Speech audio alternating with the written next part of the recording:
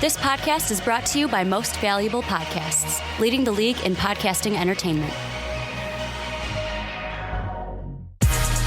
What's up, everybody? Ricky Widmer here, along with Dave Oster. Hey, everybody. And you might be asking yourselves, but wait, guys, this is the fast break. Usually I'm being welcomed, ladies and gentlemen, boys and girls, children of all ages, but Sean's not here. Decided to go to Nashville. Yeah, his loss, our gain. Yeah, it's our gain because we get to run the ship. We get to run the show this week, and you know what that means, Dave? Bulls. Talking about the Bulls. We got no one to hold us back this week.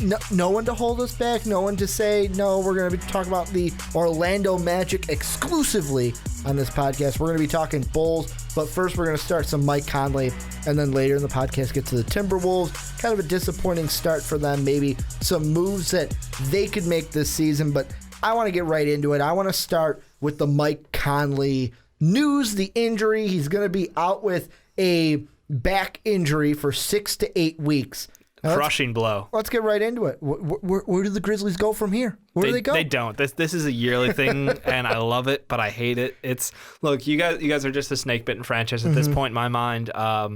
Look, Conley was off to one of his best starts of the season. He was dropping 19 a game, and he was shooting fairly well, actually. So I'm a little unhappy because I didn't expect him to come out this well. He's playing on that new contract, one of the highest paid players in the game, and it was nice. The offense was flowing with him.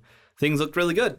And I was like, oh, man, am I going to have to eat my words about the Grizzlies this year? Nope, not going to have to do that because they lost Conley. 6 to 8 weeks is a long chunk of time, especially early in the year when this team still is, back to gelling again together. They're a veteran-heavy team, but still, this definitely leaves a lot of questions open for where's the production going to come from. So I don't know if they're going to be able to maintain a steady, win-loss or if they're going to teeter a little bit. Well, the thing that I look at, and this is the big one for me, is really that point guard position. Where do you look for within there? Because right now we say them all the time, they should just be a sponsor of the Fast Break, but the depth charts on Real GM, the only 2 point guards you have are Andrew Harrison, and then you have Wade Baldwin the fourth, the guy they picked up from Vanderbilt in the draft. So you have, to me, a guy who, kind of played point guard in college and then so far in the NBA, but really it's like, are you confident with Harrison being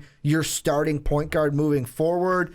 And Wade Baldwin the fourth, it's kind of like, the rookie, are you ready to put him in there and say, okay, go ahead, this is your team? I think this is a big blow to the Grizzlies, not just for leadership, because, we still have Marc Gasol's going to be out there, but yet again, he was injured last year, so how long can he stay on the court? I'm not saying he's going to get injured again. You got him. You have Vince Carter for that veteran leadership. Yeah, you got Zebo, but for that point guard position, I look at that and I go, how confident are you with Andrew Harrison being your starting point guard? Not super confident. He's shown a little bit, actually. He's a little better than I honestly expect him to be. When I looked at Andrew Harrison initially, my expectations were, he probably should be a third stringer and have Baldwin above him in the pecking order. But no, Harrison has done okay, better than my expectations, which were dumpster. But I don't think he's going to be able to get you too far. I think they're going to look at a lot of different lineups that may involve going double shooting guard or playing bigger. They've got a couple guys who could be ball handlers a little more heavily, but look, I think Harrison, they're going to ride it out with him. I think that you'll still get to see Wade Baldwin for 15 to 20, anywhere in that range a night. Which is good because I think they want to see what they have in Baldwin now, and it's the perfect time to do it. I honestly would ride him more, but that's just my opinion. I'm a guy who favors younger players because you have this opportunity where, look, as a team, you are probably the bottom half of the playoffs in all likelihood. That's your You're top talking about end. At the end of the year, that's not your top like end. right now. Correct. So what you should do is, without Mike Conley there to carry your team, you need to put in young guys and see, all right, if it comes down to crunch time late in the season and we have something go wrong, we need to be confident in our bench. We need to know what we've got, and now is the best time to test that out. Well, to me, the thing is, right away when I first heard, Mike Conley's hurt, the first thing I thought of was, okay, everything moves over where Chandler Parsons kind of becomes your point guard. He can kind of handle the ball. Tony Allen, it's not ideal, but like you can maybe have him handle the ball. You can either have Tony Allen bring it up. And the one thing I look at is, okay, no, you can't do that because Chandler Parsons, he's going to be out one more week with his knee injury. You mentioned Zebo with the veteran leadership, but as of right now, Zebo's still nursing an injury. He's out. Right. And so you've got those two players out. Zebo's obviously going to be back sooner than Parsons. It's what are you going to do in that week or so? And I say so because injuries are tricky animals where you could say, oh, he's back in a week, but then something happens. It's like, okay, he was out a few more games than we originally thought. It's what are you going to do with those 2 point guards? And for me, I kind of agree with you. At first, I would lean on Andrew Harrison only because he is the veteran, and I'm using air quotes. Yeah, his last 2 performances, as we're recording this, he went off for 21-4 against Toronto in a loss there, and then 11-8 in a win over Orlando. So, I mean, look, his shooting is decent. He was 7 for 12 in the first game, 4 from 8 in the second. It's really just how that offense flows. I'm not saying numbers lie, but I'm saying that, you know, it's great that he looked, that he had those stat lines, but from the eye test, I didn't love him out there. And I hope it gels better. I really do. Well, and the thing that we kind of talked about when it came to draft time with Wade Baldwin, because he's the one that I really look at. Like, this is, like, young fella, this is your chance as a rookie to say, hey, you know what? That pick that you made on me is not a waste. And I mean, when we looked at it, he was a guy that, I mean, even late in the draft, I was looking for the Bulls to maybe target him with that lottery pick that we had, where he's a combo guard, he can see the floor, he can assist, he can shoot from range. I mean, his kind of lacking things was his leadership in the locker room, but really the Grizzlies, you didn't need that because you already had so many veterans in that locker room. So to me, this is like, and I say this week because when Chandler Parsons comes back, it's going to change. It's not going to be like a thing where, the team's completely changed, but I think the injury to Mike Conley is going to be lessened once Parsons comes back, because Parsons is a guy. Will he stay healthy? Will he stay healthy? That's the question. But when he's out there, you can lean on him and say, okay, we can at least be in a decent spot because at least we got a Chandler Parsons to lean on. That's why you went ahead and pulled him away from Dallas in the offseason. It's true. It's true. I think that it's one of those situations where, I'm sorry, Grizzlies fans, it's just next man up is always the case for you guys. And it seems like you're always going to be held back by injuries. And it's almost shit because your team should be competing at one of the highest levels in the NBA when you're all there at the same time. And that's what I can't wait to see. I'm hoping that, you know, around the All-Star break or slightly after, we'll get to see this fully healthy lineup and just watch them wreck teams, because they're one of the most stacked upfront teams. But then you start to worry about, all right, well, bench depth and, you know, are they going to be able to maintain that?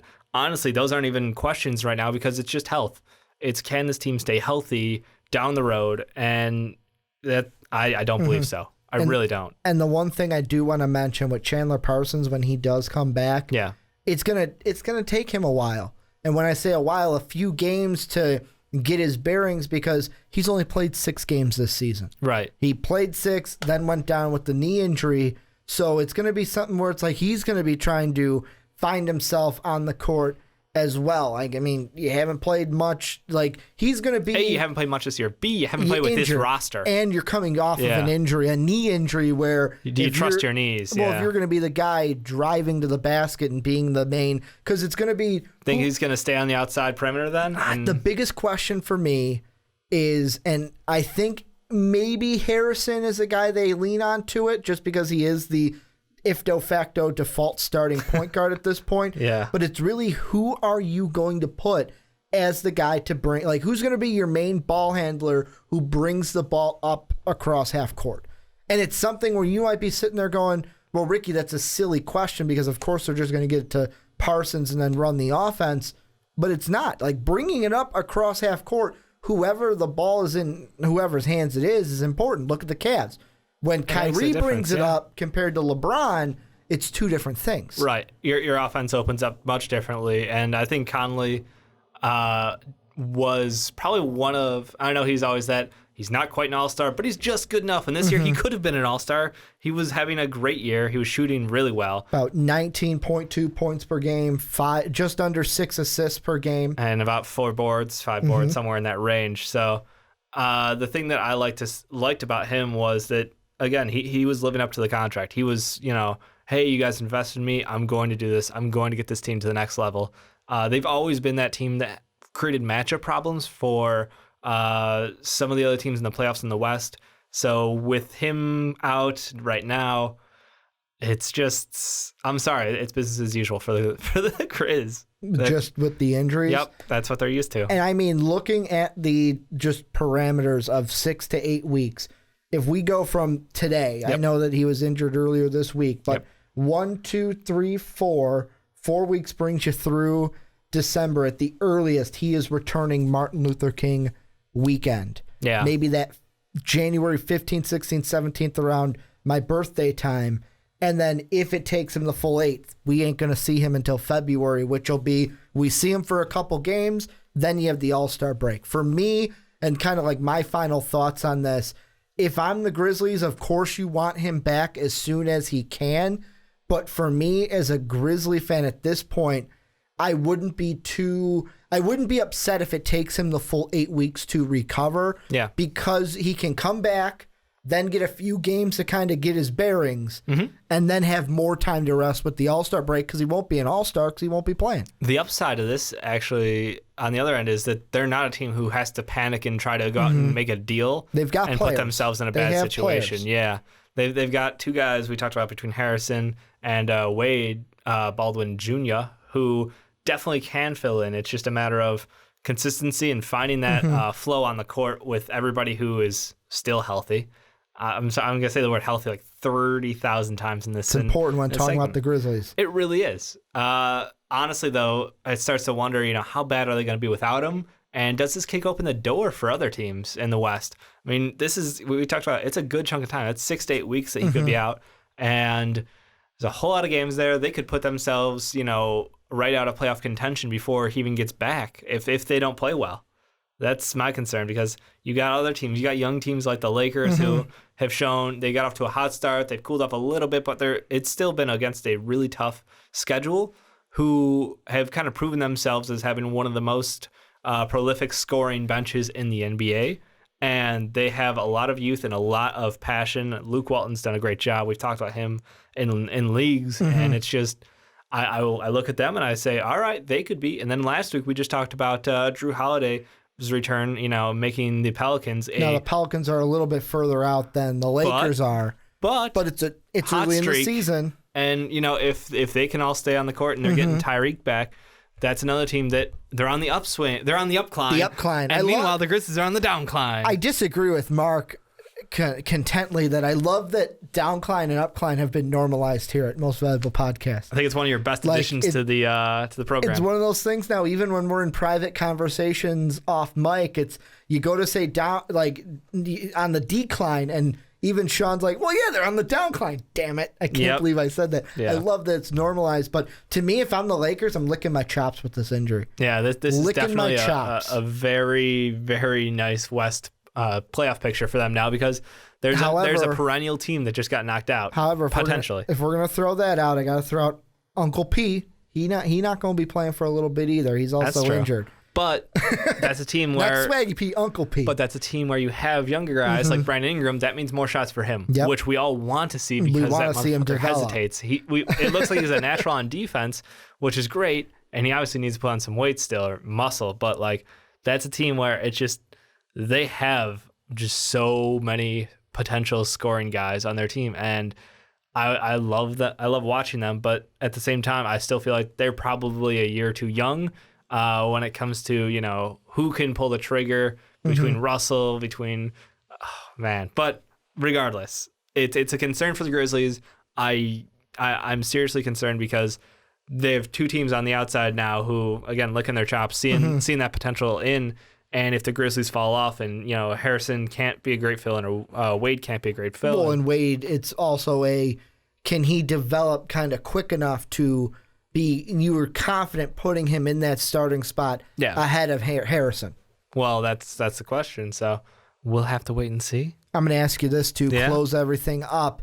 When Wade Baldwin comes, actually a two-part question. Yeah. Number one, do you think Conley comes back 6 weeks or 8 weeks?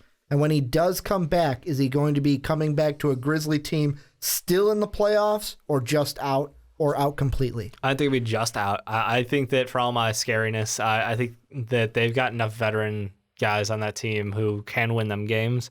I haven't taken a detailed look at their schedule to see how brutal it's going to be on them, but I think they're going to be probably, like 4 or 5 games out of the picture at that point, which is more than enough time to make that up. It's not going to be like, we're 12 games out at, the All-Star break. I don't think they're quite going to be that bad. I think it's going to be, first off, I think it's going to take him, I think he's going to be out 8 weeks. Yeah. I think they're just going to keep him out 8 weeks just it's because. It's a good precautionary move because that's something you can re-aggravate at any given time. I mean, look how it happened. When you talk about the back and especially vertebrae in the spine, you're talking about a very important, not a muscle, but a very important we saw what happened to LeBron even with his back issues, and it's like you can only go so long with that stress, and it builds up again over time. Or Andre Iguodala in the finals with his back injury where it looked like he couldn't even run the court. Exactly. He couldn't even walk the court, let's be honest. Yeah. I think it's gonna take him the full 8 weeks.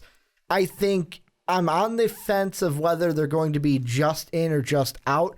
I'm gonna lean towards just out because I think the Lakers are going to play a little bit better than the Clippers. I think the Jazz, Trailblazers, and Lakers are going to play well enough to take those last 3 spots, the 6, 7, 8 spots, and then the 9th seed out by like a game or two when Conley comes back right behind the Lakers. And then we're talking about Grizzly Lakers fighting for that 8th spot and maybe if Conley can return to the same shape he was in before he left, he was shooting his best 3-point percentage since he's been in the league. It was absolutely crazy. Like adding that, increasing that threat level of, hey, I can just pull up and drop a 3 on you. That forces the defense to play differently against you. So I think that this is a guy who I'm happy to see, continue to grow his game. I don't want to admit I'm wrong, but I was wrong. And the fact that contract maybe wasn't the worst thing in the world. But you might be right in the end if he can't get on the court and then he can't get back or keeps getting re-aggravated injuries. But this is where you guys come in. I want you guys to tell us down below, whether you're listening on Blog Talk Radio or YouTube, let us know what you guys think about the Grizzlies, about how this is going to affect them. When Conley comes back, is he going to be able, where are the Grizzlies going to be, and how will he be able to help the team right away from coming back from this injury?